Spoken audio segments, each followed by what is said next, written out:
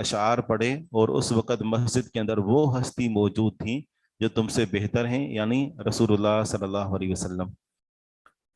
ثم التفت، پھر وہ متوجہ ہوئے، یعنی حسان بن ثابت رضی اللہ عنہ متوجہ ہوئے، الی ابی ہریرہ، ابو ہریرہ رضی اللہ عنہ کی طرف، فقال، پھر کہا، پس کہا، یعنی حسان بن ثابت رضی اللہ عنہ نے کہا، اسمعت رسول اللہ صلی اللہ علیہ وسلم یقول، ابو ہریرہ رضی اللہ عنہ کو مخاطب کر کے کہا، کیا آپ نے رسول اللہ صلی اللہ علیہ وسلم سے سنا ہے؟ یقولو، کہ آپ فرما رہے تھے، اجب عنی، میری طرف سے جواب دو، اجب عنی، میری طرف سے جواب دو، یعنی مشرکین کو جواب دو۔ پھر آپ علیہ الصلوۃ والسلام نے ان کے لیے دعا کی، اللہم، اے اللہ، ایدہ، تو اس کی مدد فرما، یعنی حسان بن ثابت رضی اللہ عنہ کی مدد فرما، بروح القدس، جبریل امین کے ساتھ، روح القدس کے ساتھ اس کی مدد فرما، کہ یہ جب اشعار پڑھ رہے ہوں اور جبریل امین ان کی مدد کر رہے ہوں، اشعار کا الہام کرنے میں، آواز کے اندر تاثیر پیدا کرنے میں، آواز کو دوسروں تک پہنچانے میں۔ قال، ابو ہریرہ رضی اللہ عنہ نے فرمایا، اللہم نعم، اللہم، یا اللہ، یعنی یہ عربی کا اسلوب ہے کہ اگر جواب کے اندر تاکید پیدا کرنی ہو تو پھر اللہم کا لفظ استعمال کر کے کہتے ہیں کہ اللہم نعم، جی ہاں۔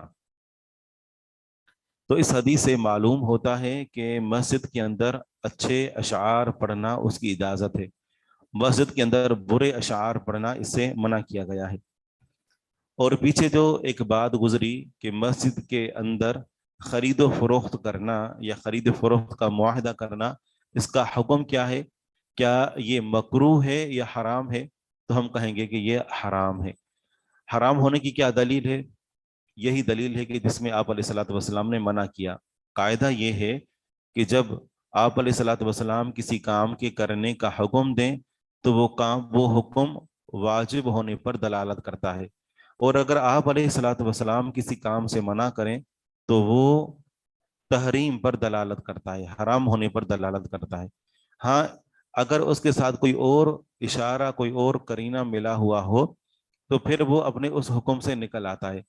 جیسے آپ علیہ الصلوۃ والسلام نے کسی کام کرنے کا حکم دیا لیکن بعد میں پتہ چلا کہ صحابہ کرام نے اس کے خلاف بھی کیا ہے، تو پھر یہ حکم جو ہوگا وہ استحباب پر دلالت کرے گا۔ اور اسی طرح کسی کام سے منع کیا لیکن صحابہ کرام نے پھر بھی وہ کام کیا، تو مانا یہ کہ آپ علیہ الصلوۃ والسلام نے حکم دیا تھا وہ کراہیت پر محمول تھا۔ تو جی ہاں، اگلی حدیث ہے النہی عن انشاد الضالۃ فی المسجد۔ ویسے انشد ینشد انشادن باب افعال سے ہے اور اس کا معنی ہوتا ہے آواز کو بلند کرنا۔ آواز کو بلند کرنا، اس کا ایک مقصد تو یہی ہوتا ہے کہ اشعار پڑھتے ہوئے، اور اب یہاں پر یہ ہے کہ ان انشاد الضالۃ فی المسجد، منع ہے ان انشاد الضالہ، گم شدہ چیز کو تلاش کرنا، یعنی گم شدہ چیز کو تلاش کرنے کے لیے آواز بلند کرنا، گم شدہ چیز کو تلاش کرنے کے لیے اعلان کرنا فی المسجد، مسجد میں، مسجد میں گم شدہ چیز کی تلاش کرنے کا اعلان کرنا منع ہے۔ حدیث عن جابر رضی اللہ عنہ، حدیث کا نمبر ہے 717۔ سیدنا جابر رضی اللہ عنہ سے مروی ہے، فرماتے ہیں جاء رجل ینشد ضالۃ فی المسجد، ایک آدمی آیا، وہ اپنی گم شدہ چیز کو تلاش کر رہا تھا مسجد میں، وہ اپنی گم شدہ چیز کو تلاش کر رہا تھا۔ یہ گم شدہ چیز کیا تھی؟ صحیح روایت کے اندر آتا ہے کہ یہ گم شدہ اس کا اونٹ تھا، یہ اونٹ کو تلاش کر رہا تھا فی المسجد، مسجد میں، یعنی لوگ جو عبادت کے لیے جمع ہوئے تھے تو لوگوں کو عبادت سے غافل کر کے اور وہ اپنے دنیاوی مقصد کی طرف ان کی توجہ دلا رہا تھا۔ تو رسول اللہ صلی اللہ علیہ وسلم نے اسے فرمایا لا وجدت، تم اسے نہ پاؤ، کیونکہ مساجد اس لیے نہیں بنائی گئیں کہ ان مساجد کے اندر گم شدہ چیزوں کا اعلان کیا جائے، مساجد اللہ تعالیٰ کا ذکر کرنے کے لیے ہیں. اس کو چاہیے تھا کہ باہر کھڑا ہو جاتا نماز کے بعد اور پھر لوگوں سے پوچھتا, لوگوں کو اطلاع کر دیتا, لیکن مسجد کے اندر آ کر اور اس طریقے سے گمشدہ چیز کا اعلان کرنا منع ہے. جی ہاں, یہاں پر جی اصل قاعدہ یہ ہے کہ اگر ماضی کی نفی کرنی ہو تو ما سے کرتے ہیں, مضارع کی کرنی ہو تو لا سے کرتے ہیں. اچھا, اگر ماضی کی نفی کرنی ہو لا سے تو پھر تکرار کے ساتھ لا کو لے آتے ہیں, جس سے فلا صدق ولا صدق ولا صلی کی مثال ہے. لیکن یہاں پر شارح لکھتے ہیں کہ اگر کوئی لفظ ایسا ہے جو بددعا پر دلالت کرتا ہے, ٹھیک ہے نا, تو پھر اس صورت میں ماضی کے ساتھ لا کو ایک مرتبہ بھی استعمال کیا جا سکتا ہے.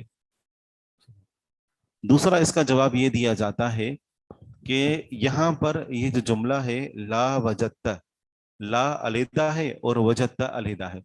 لا کا معنی ہے کہ تم اعلان نہ کرو, اور یہاں پر جملہ مکمل ہو گیا اور آگے وجدت پھر یہ دعا بنے گا.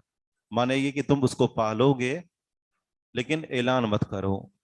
لیکن بہرحال یہ معنی بعید ہے, کیونکہ مسجد میں یہاں پر جو موقع اور محل ہے وہ یہ کہ ان کو زجر اور توبیخ کرنا مقصود ہے. صحیح صحیح بالکل. تو یہاں جو دوسرا معنی کیا جاتا ہے کہ لا کہہ کر آپ نے اعلان کرنے سے منع کیا اور بعد میں ان کے لیے دعا فرمائی, تو یہ معنی بعید ہے. معنی یہی ہے کہ تم اس گم شدہ چیز کو نہ پاؤ. اب یہاں پر یہ سوال پیدا ہوتا ہے کہ کیا گم شدہ چیز کا اعلان کرنا منع ہے یا مطلق مسجد کے اندر اعلان کرنا منع ہے, جس طرح ہمارے ہاں جنازہ اور اس طرح دیگر امور کے لیے اعلان کیا جاتا ہے. بلکہ گاؤں دیہات کے اندر تو بہت زیادہ مساجد کو اعلانات کے لیے استعمال کیا جاتا ہے. اگر بچہ کھو جائے تو پھر اس کے لیے اعلان کیے جاتے ہیں. تو یہاں معاملہ مساجد کے استعمال کا نہیں ہے, یہاں پر معاملہ لاؤڈ اسپیکر کے استعمال کا ہے. اگر تصور کریں کہ ایک علاقے کے اندر ایک مسجد ہے اور ایک اسکول ہے, اور مسجد کے اندر اسپیکر نہیں ہے اور اسکول کے اندر اسپیکر ہے, چیز گم ہو جائے, لوگ کہاں جائیں گے تلاش کرنے کے لیے؟ مسجد میں جائیں گے, اسکول میں جائیں گے؟ یہاں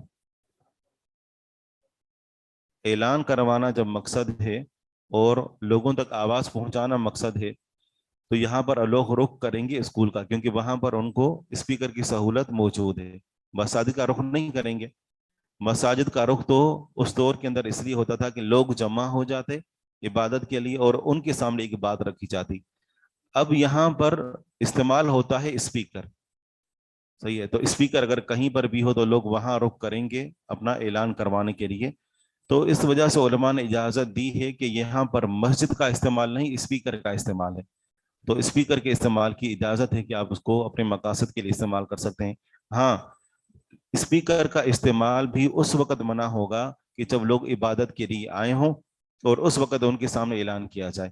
تو پھر یہ ہوگا کہ گویا کہ آپ نے نمازیوں کے سامنے گم شدہ چیز کا اعلان کیا. تو آپ اس موقع پر اعلان نہ کریں, کسی بھی اور موقع پر اعلان کیا جا سکتا ہے. باقی جنازے کا اعلان ہے یا کچھ اور اعلانات جو براہ راست دین اور معاشرتی امور کے ساتھ تعلق رکھتے ہیں, لیکن اس کا تعلق خرید و فروخت اور گم شدہ چیزوں کی تلاش سے نہ ہو. کوئی بندہ مسجد کے اندر آئے اور بتائے کہ یعنی فلاں سم پر پیکیج لگا ہوا ہے اور آؤ اور خریدو, یا پھر کوئی اور اعلان کر رہا ہے کہ فلاں جگہ سستی چیز مل رہی ہے, وہاں پر جا کر وہ چیز خریدو, وہاں سیل لگی ہوئی ہے جوتوں پر آدھی قیمت میں مل رہے ہیں.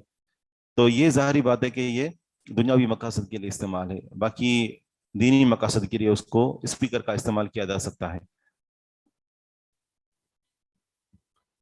یہ آپ علیہ الصلوۃ والسلام نے بد دعا دی یا منع فرمایا؟ یہ بد دعا ہے.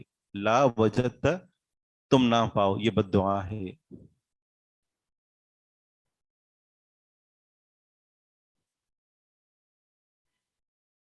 یہ تو ایک الگ معاملہ ہے, مساجد کے اندر نعتیں پڑھنا, اور مساجد کے اندر جمعے کے دن کچھ تو ایسے لوگ ہیں جہاں خطیب نہیں ہوتے تو وہ پورا خطبہ, جو پہلے تو جو بڑے بڑے ٹیپ ہوتے تھے, ریکارڈنگ ہوتی تھی کیسٹ میں, تو وہ چلا کر اور پھر اس کے بعد وہ جمعے کی نماز پڑھا کرتے تھے.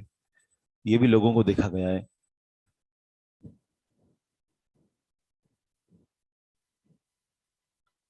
اظہار السلاح فی المسجد، حدیث کا نمبر ہے 718۔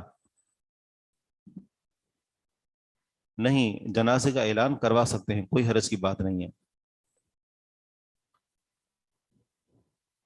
عن سفیان قال قلت لعمر اسمعت جابرا، سفیان رحمہ اللہ سے مروی ہے، فرماتے ہیں کہ میں نے عمر سے کہا کیا تم نے جابر رضی اللہ عنہ سے سنا کہ وہ فرما رہے تھے مر رجل، ایک آدمی گزرا، بسہام، تیر کے ساتھ، فی المسجد، مسجد میں، ایک آدمی تیر کے ساتھ مسجد میں گزرا، یعنی اس نے تیر پکڑا ہوا تھا۔ اور صحیح بخاری کی روایت میں ہے کہ یہ اس جو تیر لے کر گزر رہا تھا تو تیر کا جو نوکدار کونا ہوتا ہے جس کو ہم تیر کا پھل کہتے ہیں، تو وہ ظاہر کیے ہوئے چل رہا تھا، یعنی تیر کو پیچھے سے پکڑا ہوا تھا اور اگلا حصہ وہ لڑکا کر چل رہا تھا۔ اور اسی طرح یہ بھی آتا ہے کہ یہ بندہ جو آیا تھا یہ تیر مسجد کے اندر لے کر آیا تھا صدقہ کرنے کے لیے۔ جابر رضی اللہ عنہ سے انہوں نے پوچھا کہ مر رجل، ایک آدمی گزرا، بسہام، تیر کے ساتھ، اس کی جمع اسہم آتی ہے، اسہم، مسجد میں، فقال لہو رسول اللہ، تو اس آدمی سے رسول اللہ صلی اللہ علیہ وسلم نے فرمایا خود بالنصالحہ، اس کے پھل کے ساتھ اس کو پکڑو، یعنی اس کا جو تیز دھار طرف ہے، تیز دھار کونا ہے، اس کے ساتھ اس کو پکڑو۔ قال نعم، تو جابر رضی اللہ عنہ نے فرمایا کہ جی ہاں۔ وجہ اس کے اندر حکمت بالکل ظاہر ہے کہ کہیں ایسا نہ ہو کہ کسی مسلمان کو وہ نوکدار کونا لگے اور وہ اس کو زخمی کر دے، جس کی وجہ دیگر احادیث میں بھی موجود ہے۔ تو یہاں صرف مسجد کے اندر ہی نہیں بلکہ بازار میں بھی یوں اسلحے کا اظہار اور اسلحے کی نمائش یہ منع ہے، کہ ممکن ہے کہ اس طریقے سے مسلمانوں کو تکلیف پہنچے۔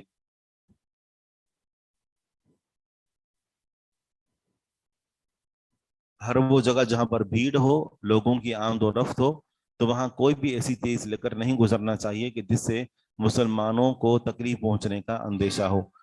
تو ہمارے ہاں جو روڈوں پر ہمیں دکھائی دیتا ہے کہ یعنی سامان اوور لوڈ کر لیتے ہیں، اور ایسا بھی ہوتا ہے کہ بہت زیادہ پیچھے سامان جو ہوتا ہے وہ روڈ پر، آدھا سامان گاڑی پر ہوتا ہے اور آدھا نیچے روڈ پر لٹک رہا ہوتا ہے، خاص طور پر سریا جس کی جناب وہ باہر نکلا ہوا ہوتا ہے، تو یہ بہت خطرناک صورتحال ہے۔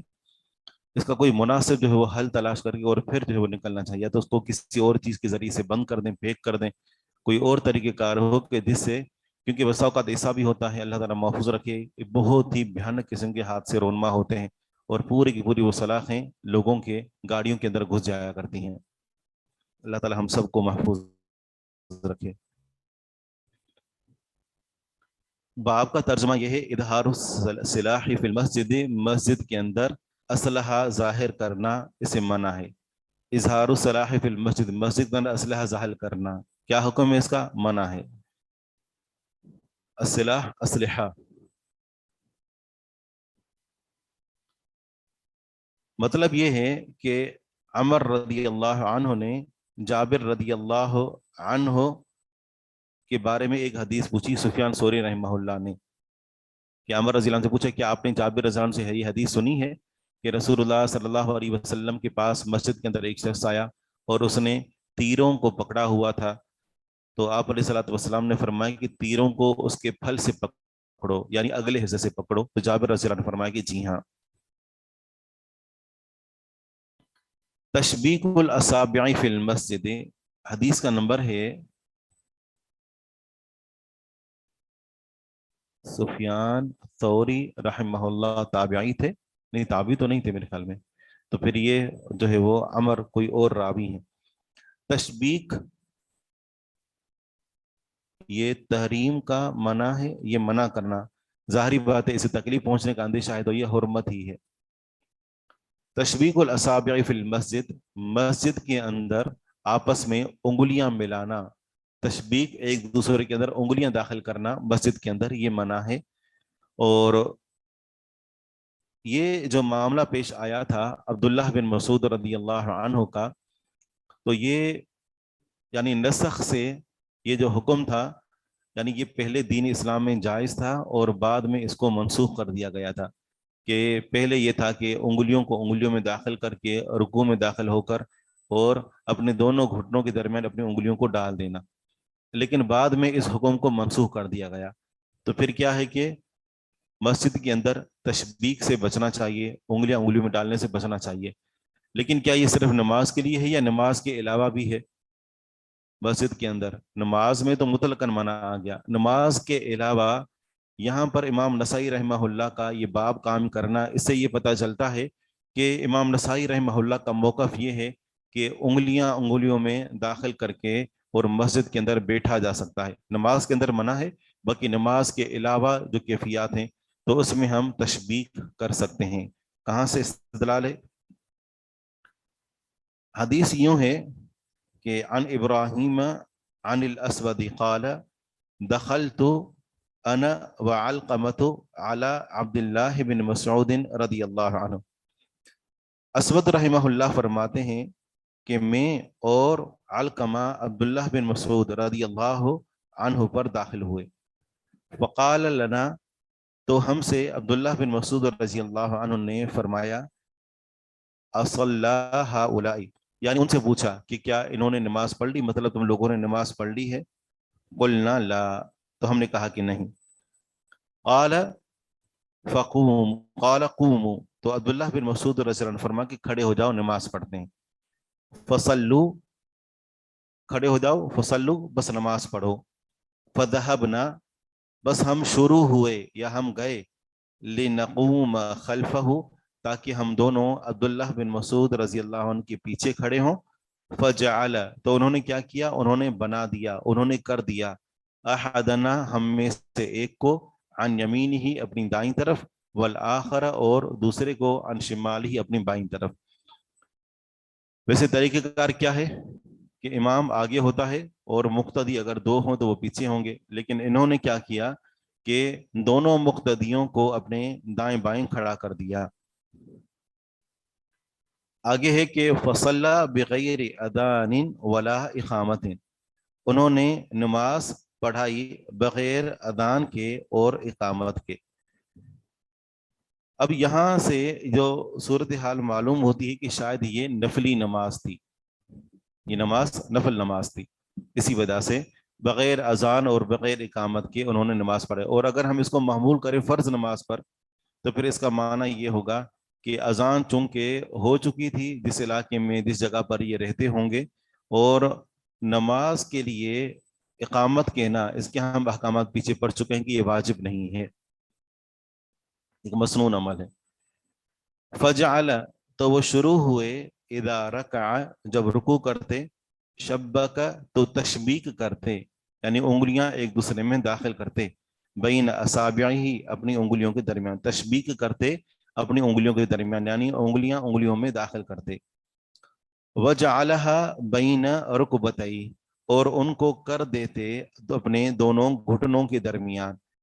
ویسے طریقہ کار کیا ہے کہ دونوں ہاتھوں کی ہتھیلیاں ان کو گھٹنوں پر رکھا جاتا ہے، لیکن یہ کیا کرتے تھے کہ تشبیہ کر کے اور دونوں انگلیوں کو جو گھٹنوں کے درمیان معمولی سی خالی جگہ ہوتی ہے تو ان کے درمیان وہ ڈال دیتے۔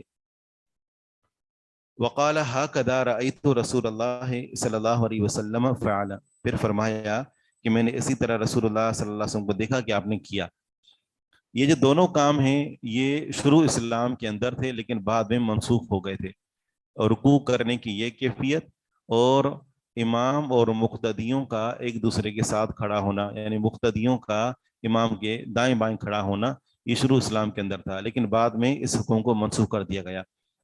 تو امام نسائی رحمہ اللہ اسے استدلال کرنا چاہتے ہیں کہ اگر وہ حکم نماز کے دوران اگر منسوخ ہو بھی چکا ہے تو نماز کے علاوہ کے لیے اس کے نسخ کے اوپر کوئی دلیل نہیں ہے، تو معنی یہ کہ مسجد کے اندر تشبیک بین الاصابع کر سکتے ہیں۔ کیسے انگلیاں ڈالتے ہیں جگہ رفع دین؟ جی عام حالات میں جس طریقے سے یوں، یہ تشبیہ کہلاتی ہے، یعنی انگلیاں انگلیوں میں ڈال دینا، ٹھیک ہے نا، اور پھر اس کے بعد ان کو اپنے گھٹنوں کے درمیان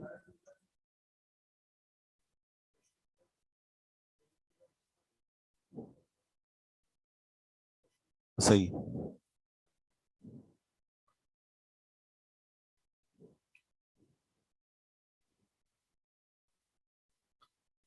بالکل واضح حدیث ہے. الاستلقاء فی المسجد، مسجد کے اندر چت لیٹنا، یعنی اپنی گردن پر لیٹنا.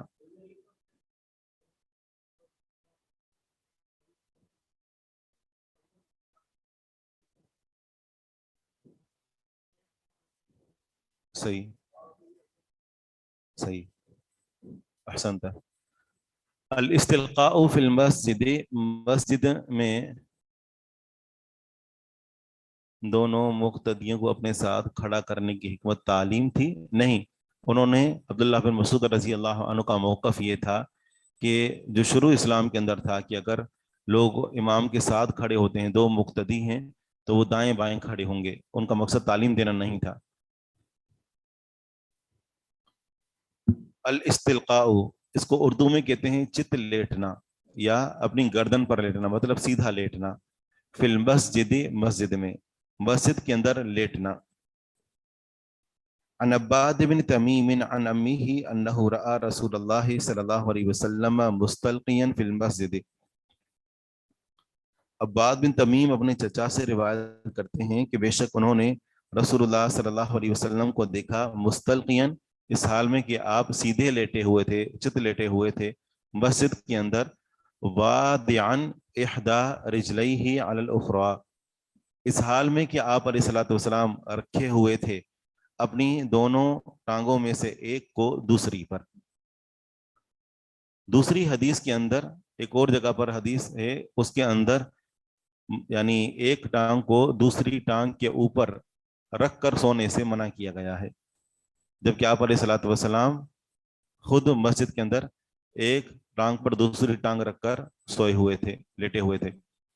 تو ٹانگ پر ٹانگ رکھنے کی دو صورتیں ہوتی ہیں. ایک تو اس طرح کہ دونوں ٹانگیں سیدھی ہوں اور ایک ٹانگ دوسری ٹانگ کے اوپر ہو، ایک یہ کیفیت ہوتی ہے. اور دوسری یہ کہ ایک ٹانگ کھڑی ہو اور دوسری اس کے اوپر ہو. جی ہاں، پہلی صورت جائز ہے، کوئی حرج نہیں ہے.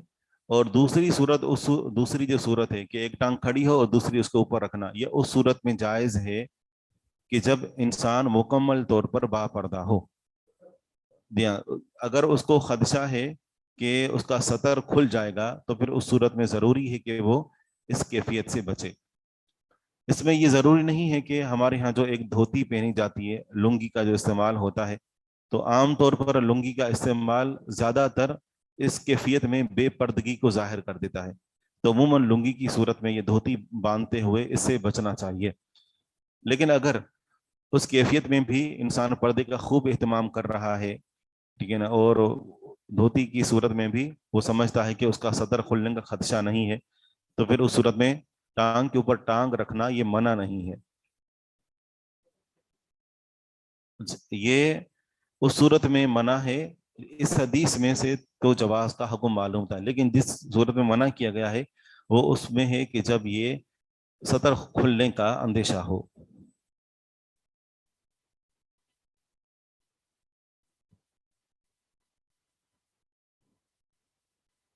جمعے کے دن تشبیک کرنا منع ہے خطبے کے اندر، خاص طور پر جب انسان کر کے جو نا وہ، ہاں، تو وہ جو ہے وہ اس کیفیت کے اندر منع ہے. لیکن مطلقاً تشبیک تو منع نہیں ہے. وہ صورت منع ہے کہ جب انسان اپنی ٹانگوں کو پکڑ کر یوں بیٹھا ہوا ہو.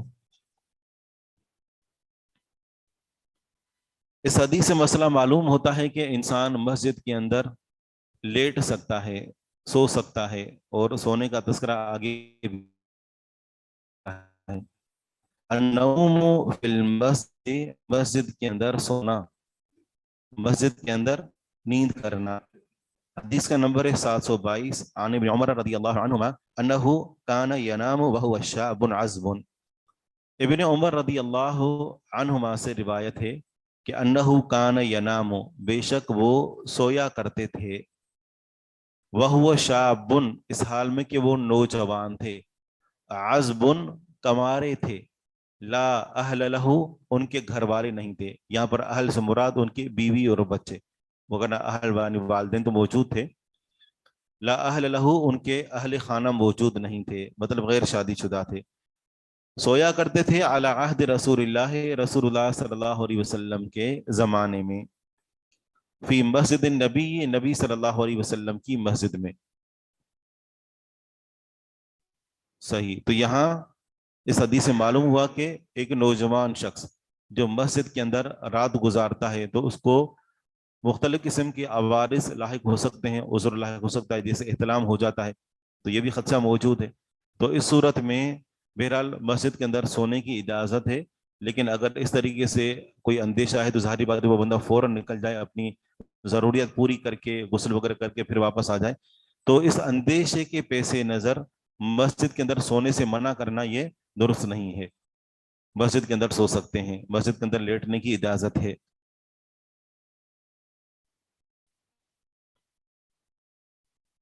البساق فی المسجد، اس کو مختلف الفاظ کے ساتھ پڑھا گیا ہے، البساق بھی پڑھا گیا ہے، اور آگے روایت کے اندر آئے گا البزاق کو بھی پڑھا گیا ہے، اور اس کے لیے مختلف الفاظ وارد ہوئے ہیں. اس کا معنی ہوتا ہے تھوکنا. البساق فی المسجد، مسجد میں تھوکنا. عن انس رضی اللہ عنہ قال قال رسول اللہ صلی اللہ علیہ وسلم البساق فی المسجد خطیئۃ وکفارتها دفنها.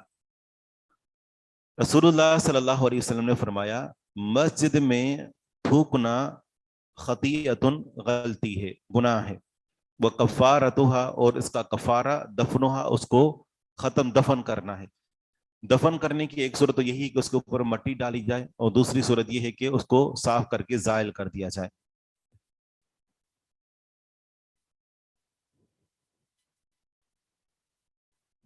واضح مسئلہ ہے کہ مسجد کے اندر تھوکنا منع ہے. اور اگلا باب اسی سے ہے، النہی عن ان یتنخم الرجل فی قبلۃ المسجد، منع ہے کہ آدمی تھوکے مسجد کے قبلے والی سمت میں، قبلے والی دیوار پر یا قبلے کی سمت میں. منع ہے یہ کہ آدمی تھوکے فی قبلۃ المسجد، مسجد کے قبلے میں، یعنی مسجد کی سامنے کی دیوار کہ جس کا رخ قبلے کی طرف ہو تو اس طرف رخ کر کے تھوکنا منع ہے. حدیث سے تو یہ معلوم ہوتا ہے کہ یہ جو منع کیا گیا ہے تو وہ مسجد میں دوران نماز، صحیح ہے، تو یہ منع کیا گیا ہے. اس پر تو اتفاق ہے کہ اگر ایک شخص نماز میں ہو اور دوران نماز قبلے کی سمت رخ کر کے دوران نماز سامنے تھوکے، قبلے کی دیوار پر تھوکے، تو یہ منع ہے، گناہ کبیرہ ہے یہ. لیکن کیا مسجد کے علاوہ یا نماز کے علاوہ، یعنی نماز ہو چکی اور قبلے کی سمت میں کھڑکیاں ہیں، تو کیا اس طرف رک کر کے تھوک سکتا ہے؟ نماز کے علاوہ. ٹھیک ہے. دوسرا معاملہ یہ ہے، پہلے سنیں، دوسرا معاملہ یہ ہے کہ مسجد کے باہر جیسے بندہ روڈ پر کھڑا ہے تو کیا مسجد کے باہر قبلے کی طرف رک کر کے تھوک سکتا ہے؟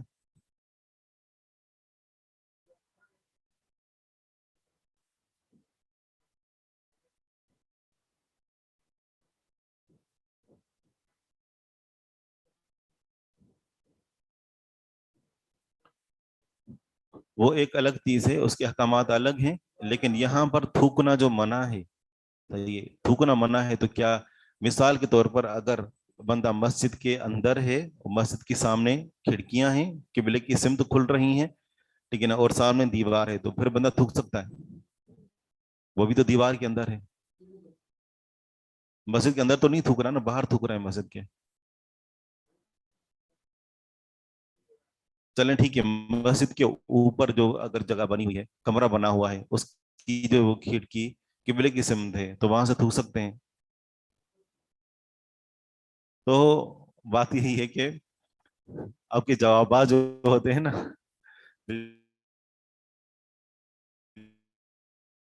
دلچسپ ہوتے ہیں. تھوکنا ہے، اور مسجد کے علاوہ تھوکنے سے بھی اس میں علماء کا اختلاف، فقہا کا اختلاف ہے کہ نماز کے علاوہ قبلے کی سمت تھوکنا کیا یہ منع ہے یا اس کی اجازت ہے؟ تو بالآخر امام نووی رحمہ اللہ اسی نتیجے پر پہنچے ہیں کہ اسے بچنا چاہیے، کیونکہ قبلے کی سمت تھوکنے کے بارے میں ایک روایت ہے جو عام ہے. سنن ابی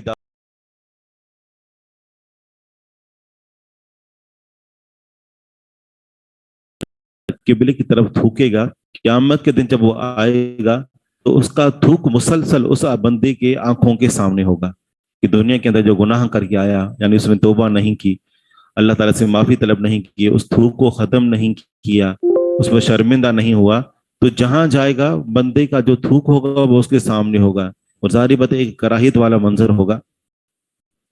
تو اس سے بچنا ضروری ہے، مسجد ہو یا مسجد کے باہر قبلے کی سمت تھوکنا یہ قبلے کے ادب کے منافی ہے۔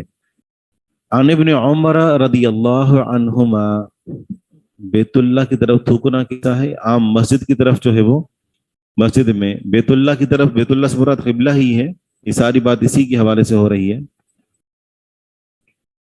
عن ابن عمر رضی اللہ عنہما ان رسول اللہ صلی اللہ علیہ وسلم رأى بصاقا فی جدار القبلہ، بے شک رسول اللہ صلی اللہ علیہ وسلم نے تھوک دیکھا قبلے کی دیوار میں، یعنی خانہ کعبہ کی دیوار میں، یہ مطلب نہیں ہے، مطلب جو قبلے کی سمت والی دیوار تھی اس میں تھوک دیکھا۔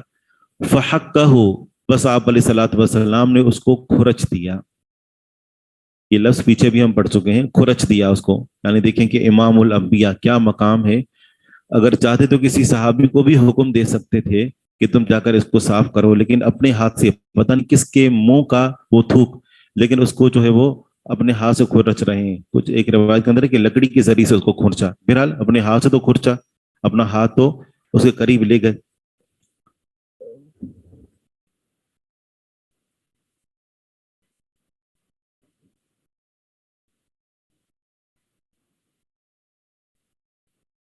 مسجد نبوی میں جو دیوار جہاں پر امام کھڑا رہتا ہے اور جو دیوار قبلے کی سمت میں ہے، مطلب جس طرح رخ کر کے ہم سجدہ کرتے ہیں، جیسے ہم اس کونے میں سجدہ کرتے ہیں، تو یہ سامنے والی اگر جو دیوار ہوگی یہ قبلے والی دیوار کہلائے گی۔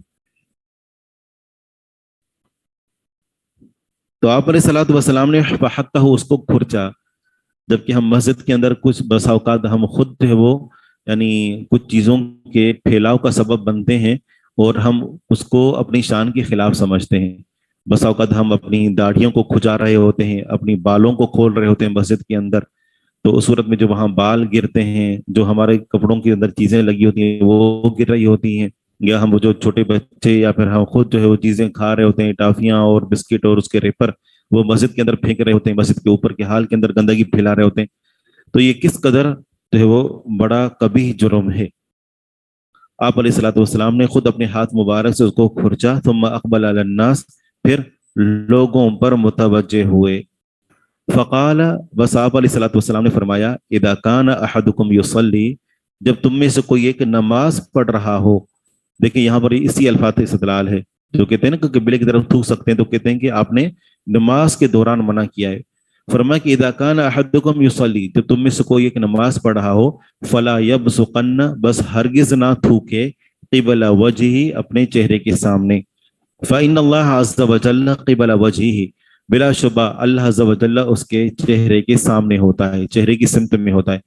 ویسے تو اللہ تبارک و تعالیٰ آسمان یعنی عرش کے اوپر ہے، ساتوں آسمانوں کے اوپر ہے، لیکن جب بندہ عبادت کر رہا ہوتا ہے تو اللہ سبحانہ و تعالیٰ اپنا خصوصی فضل و کرم فرماتے ہوئے اس بندے کے سامنے ہوتا ہے، کیسے ہوتا ہے؟ جیسے اس کی شان کے لائق ہے، اذا صلی، جب وہ نماز پڑھ رہا ہوتا ہے۔ تو آپ علیہ الصلوۃ والسلام نے منع فرمایا کہ جب تم میں سے کوئی ایک نماز پڑھ رہا ہو تو اپنے چہرے کے سامنے نہ تھوکے، اس لیے کہ اللہ سبحانہ و تعالیٰ اس کے چہرے کے سامنے ہوتا ہے جب وہ نماز پڑھ رہا ہو، تو پھر تھوک آئے تو پھر یہ کہاں پھینکنا چاہیے؟ روایت کے اندر موجود ہے، ممکن ہے ایسی اور کتابیں آپ پڑھیں کہ ایک امام کو آپ علیہ الصلوۃ والسلام نے صرف اس وجہ سے ہٹا دیا تھا امامت سے کہ اس نے قبلے کی سمت تھوکا تھا، مسجد میں قبلے کی سمت تھوکا، تو آپ علیہ الصلوۃ والسلام نے اس کو امامت سے ہٹا دیا۔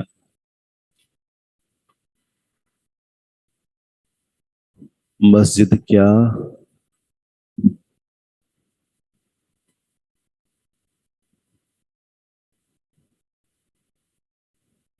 مسجد کے علاوہ قبلے کی طرف تھوکنا منع ہے، بچنا چاہیے، اسے ادب کے خلاف ہے۔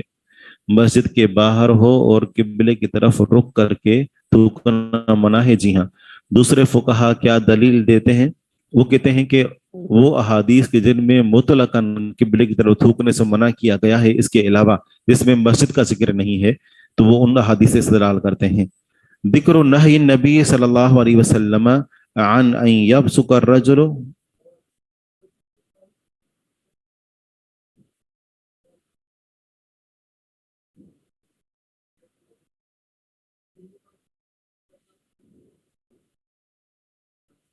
یہ تعویل ہو جائے گی، یہ تعویل ہو جائے گی کہ رحمت سامنے ہوتی ہے۔ رحمت تو سامنے بھی ہوتی ہے، پیچھے بھی ہوتی ہے، دائیں بائیں بھی ہوتی ہے، لیکن بہرحال اللہ تعالیٰ کے چہرے کو رحمت سے تعبیر کرنا یہ تحریف ہے۔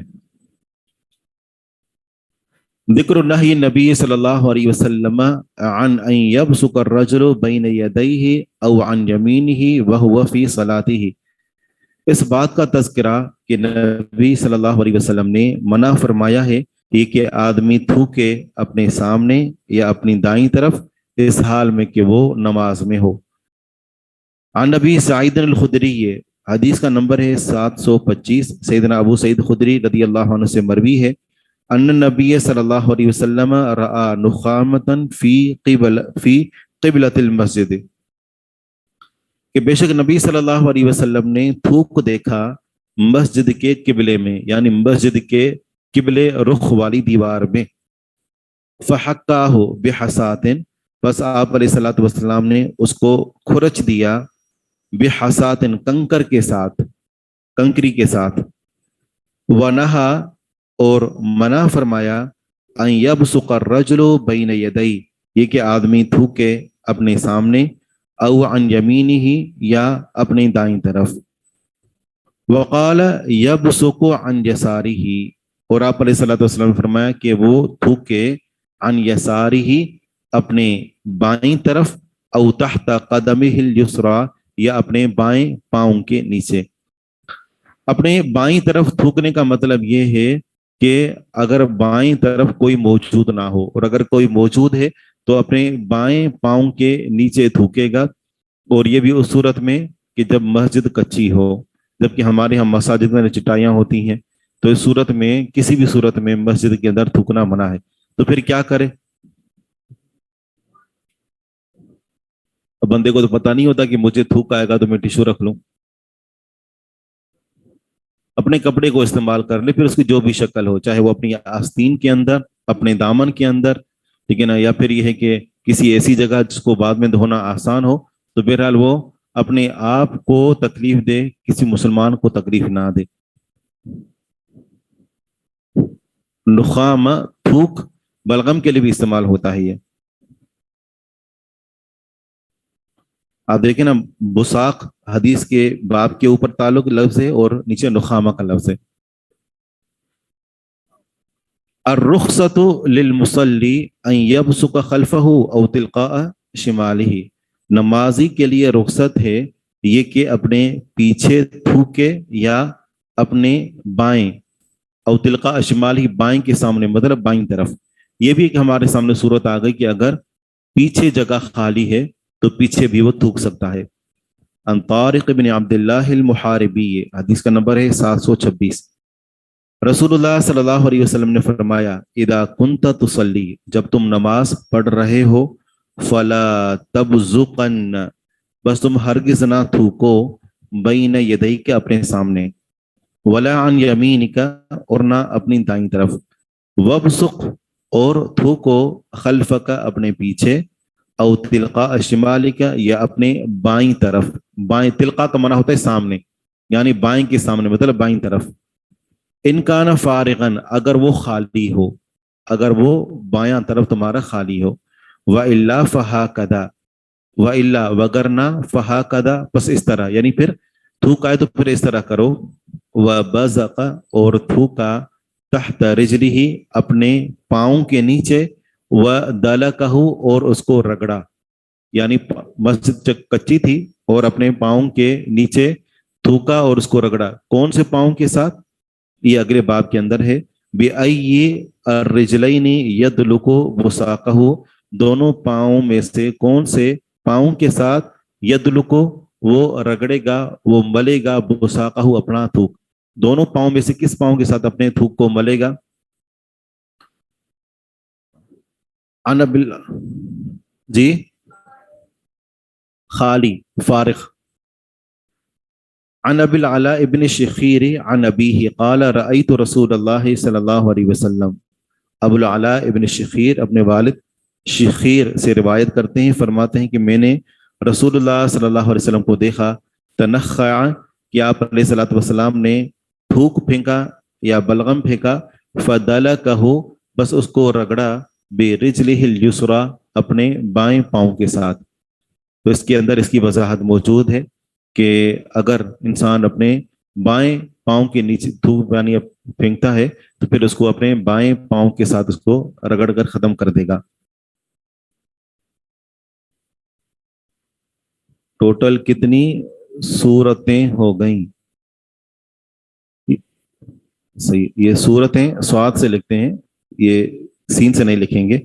तो एक सूरत तो ये हो गई कि इंसान अगर देख रहा है कि उसके बाईं तरफ जगह खाली है तो बाईं तरफ थूके। दूसरी सूरत यह है कि वो अपने पीछे थूके। और तीसरी सूरत यह है कि वो अपने बाएं पांव के नीचे थूके। और चौथी सूरत जो मौजूदा दौर में है जिसके ऊपर अमल किया जाएगा वो ये है कि वो अपने किसी कपड़े के अंदर थूके और कपड़े को मल दे। तो इससे पता चलता है कि थूक जो होता है वो नापाक नहीं होता, बलगम नापाक नहीं होता, इससे वजू नहीं टूटता। यानी उसका वजूद अगर इंसान को लग जाता है अपने जिस्म को अपने पाँव को तो थूक जो इंसान का नापाक नहीं है। और ऐसे ही इंसान की उल्टी का मामला भी है।